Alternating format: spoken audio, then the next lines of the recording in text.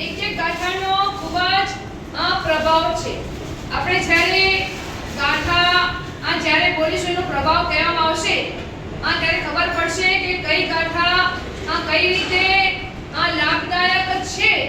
આમ તો 44 ગાથા લાભદાયક જ છે, પણ જેને કોઈ પણ તકલીફ હોય ત્યારે કઈ ગાથા ગણવાથી એ તકલીફ દૂર થાય છે એવો પ્રભાવશાળી આ ભક્તામૃત સ્તોત્ર.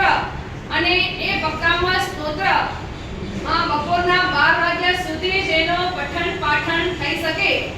અને આ ભક્તામૃત સ્તોત્ર ચૈત્ર મહિનામાં, પછી અષાઢ મહિનામાં અને જેઠ મહિનામાં ક્યારે પણ જો પ્રારંભ કરવો હોય, નવું પોખવું હોય અથવા નવી શરૂઆત કરવી ભક્તામૃત સ્તોત્રની, તો આ 3 મહિનામાં ક્યારે પણ થઈ શકે નહીં. અને એની પણ તિથિઓ છે એકમ, ત્રીજ, પાંચમ, દસમ, 11, 13 અને પૂનમ. એ તિથિના દિવસે તમે ભક્તામૃત સ્તોત્રની શુભ શરૂઆત કરી શકો છો.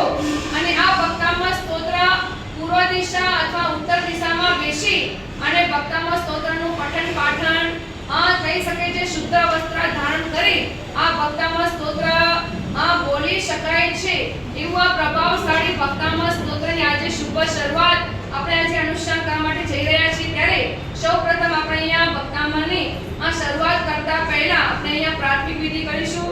જે પ્રમાણે અહીંયા બોલાવવામાં આવે એ પ્રમાણે આપણે બધાએ બોલવાનું રહેશે.